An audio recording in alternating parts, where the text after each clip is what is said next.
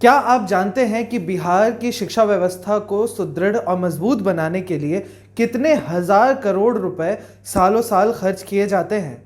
अगर आप बात सिर्फ वित्तीय वर्ष साल 2022-23 की करें तो इसमें 39,000 करोड़ रुपए से ज़्यादा की राशि बच्चों की अच्छी शिक्षा के नाम पे खर्च किए जाने थे।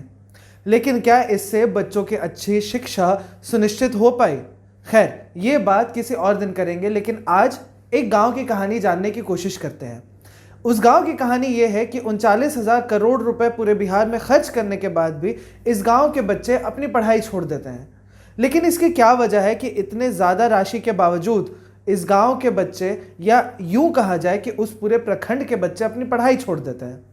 दरअसल हम बात कर रहे हैं शेखपुरा ज़िले के घाट कुसुम्भा प्रखंड के पानापुर गांव की। इस गांव में एक भी स्कूल मौजूद नहीं है।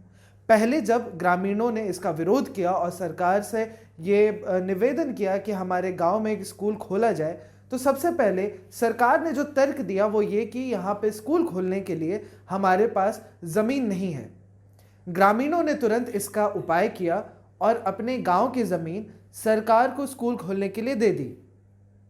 सालों से सरकार के पास स्कूल खोलने के लिए उस गांव में ज़मीन भी मौजूद है, 2 एकड़ के आसपास ये ज़मीन है, लेकिन उसके बावजूद सरकार सालों से यहाँ पर स्कूल नहीं खोल पा रही है। अब यहाँ के बच्चों की स्थिति ये हो चुकी है कि या तो यहाँ के बच्चे 8वीं तक पढ़ाई करते हैं या तो उसके बाद अपनी पढ़ाई ही छोड़ देते हैं, क्योंकि 8वीं तक पढ़ाई करने के लिए उन्हें दूसरे प्रखंड के एक स्कूल में जाना पड़ता है और 8वीं के बाद की पढ़ाई करने के लिए, क्योंकि दूसरे प्रखंड में भी 8वीं के आगे का स्कूल मौजूद नहीं है, तो उसके बाद वो जाते हैं लखीसराय, जो उनका सबसे नज़दीकी ज़िला है, वहाँ वो जाके अपनी पढ़ाई पूरी करते हैं। अब इस कहानी को दूसरे एंगल से भी सोचिए, जहाँ एक ओर बिहार सरकार और केंद्र सरकार लड़कियों की शिक्षा और लड़कियों को आगे बढ़ाने के लिए कई तरह के कार्यक्रम और प्रोग्राम्स चला रही हैं, उसमें सबसे ज़्यादा स्कूल नहीं होने का असर किन पे पड़ता होगा? आप बिल्कुल सही सोच रहे हैं, सबसे ज़्यादा असर लड़कियों की पढ़ाई पर ही पड़ता है। अधिकांश लड़कियां ऐसी हैं जिनकी पढ़ाई 8वीं के बाद बंद कर दी जाती हैं, लेकिन इसके बावजूद भी कुछ ही लड़कियां हैं जो हिम्मत दिखाती हैं और दूर जाकर भी अपनी पढ़ाई पूरी कर पाती हैं। क्या असर पड़ रहा है इसका ग्रामीणों के जीवन पे और ग्रामीणों के बच्चों पर? देखिए सोनू कुमार की ये खास ग्राउंड रिपोर्ट में। आपके गांव में सरकारी स्कूल बच्चे के पढ़ने के लिए है? नहीं है। हमारे यहाँ आज 30 साल लिखा हो गया और आज तक कोई भी नहीं बन सका। जमीन किसको आप लिखे हैं? जमीन हमारे राज्यपाल का नाम से है। अच्छा, किस लिए लिखे थे आप? स्कूल के लिए। मेरे गांव में स्कूल है ये नहीं है सर। स्कूल है ये नहीं है? है ये नहीं है। तो बच्चा पढ़ता कहाँ है आपका? मेरा बच्चा वही बहुत कठिन से लाव चहर के पानापुर जाता था नाम लिखाने, तो वहीं मेरा बच्चा पढ़ता था पानापुर में। और पानापुर में बरसात के दिन में बहुत कष्ट होता था, लाव चढ़ के पानापुर जाना। अब पानापुर में बच्चा पानापुर जाता था, कभी लरम, कभी पानापुर के बच्चा मारता था ढेला फेंक के, तो फिर बच्चा मेरा कभी कपार फूट जाता था, कभी हो जाता था, कभी गिर जाता था। बहुत परेशानी। एक नाव यहाँ चढ़ता था, दूसरा नाव पानापुर के सामने चढ़ता था।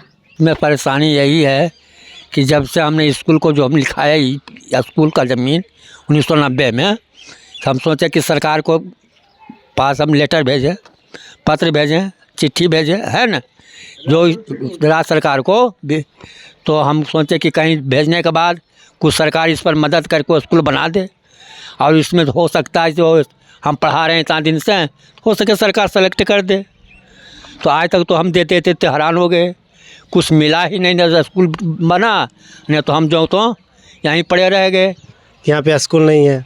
हम लोग पढ़ने जाते थे, खुद पानापुर जाते थे, फिर पानापुर से रेपरा गए पढ़ने, फिर रेपरा से सदाईबिघा गए, 10 तक सदाईबिघा में पढ़े, फिर तो 11, 12 तो कहीं और पढ़े।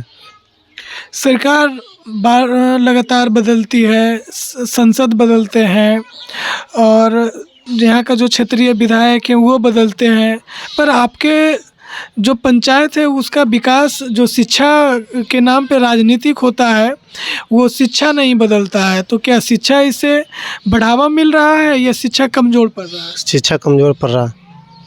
तो मजबूत कैसे होगा, इसके लिए आप क्या बताना चाहेंगे? हम तो यही बताना चाहेंगे कि हमारे गांव में भी एक स्कूल कम से कम 10 तक होना चाहिए, तो जाके मेरा मतलब भविष्य जो मेरा बच्चा का है, छोटा छोटा मेरा भाई बहन का, उस सबको हम कहीं और ना जा पड़े, यहीं पे पढ़ के बढ़िया नंबर से पास हो गए। भविष्य खराब हो रही है। भविष्य खराब होने के कारण ये है कि हमारे गांव में आज 26 साल हो गया स्कूल के नाम पे ज़मीन लिया हुआ, अब आज तक यह स्कूल बना ही नहीं। आज जितने विधायक जाते हैं यहाँ से जीत के, आज तक वो भी नहीं बनाए। देश आज़ाद होना मैंने कि हो गया 76 साल, हाँ, उसके बाद आपके गांव में स्कूल नहीं बना। नहीं बना। आप अपने क्षेत्रीय विधायक से कभी बात किए हैं? बात किए हैं, तो उन्होंने क्या बताया? वो बताए थे कि होगा। होगा। कितना दिन पहले बात हुई थी? कुछ दिन, 1 साल पहले। तो 1 साल पहले में आज 1 साल पूरा हो गया, नहीं हुआ? नहीं हुआ। हमारी उम्मीदें टूट चुकी है सर। हमारा उम्मीद ऐसी टूट चुकी है कि अब हमारे पूर्वज ही थक गए कहते कहते, और हम लोग भी थक गए हैं। अब चप्पल घिस गया, अब उम्मीद नहीं है कि स्कूल बन पाएगी यहाँ। इस 26 साल के बीच में कई एक सारे सरकार बने होंगे, उसके बावजूद आपका गांव का दशा दिशा नहीं बदला? कभी नहीं बदला। अब क्या लग रहा है?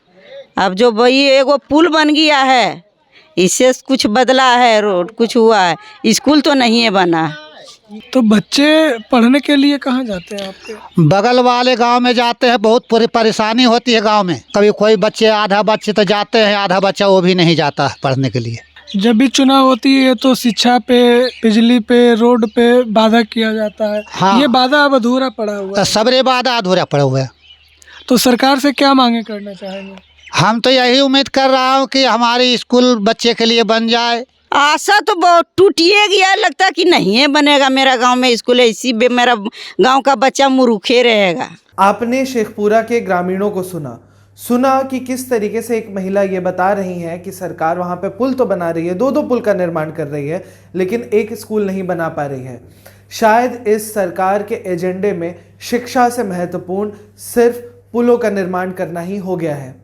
आपको हमारी ये पूरी रिपोर्ट कैसे लगी, आप हमें कमेंट करके ज़रूर बताएं। साथ ही आप हमें ये भी कमेंट करके बताएं कि बिहार सरकार बच्चों की शिक्षा को लेकर कितनी सजग है, इस पे आपकी क्या राय है, आप वो भी हमें कमेंट करके बताएं। साथ ही आप हमारे YouTube चैनल को सब्सक्राइब करें। अगर आप अपने गांव के, अपने कस्बों की किसी भी तरह की खबर हम तक पहुंचाना चाहते हैं और चाहते हैं कि हम उसे भी कवर करें, तो आप उसकी जानकारी भी हमें दे सकते हैं। डिस्क्रिप्शन बॉक्स में हमारे ईमेल आईडी और हमारा फ़ोन नंबर भी दिया हुआ है। और साथ ही आप हमारे इंस्टाग्राम पेज को फॉलो करें, फेसबुक पेज को लाइक करें और ट्विटर पे भी हमें फॉलो करें। धन्यवाद।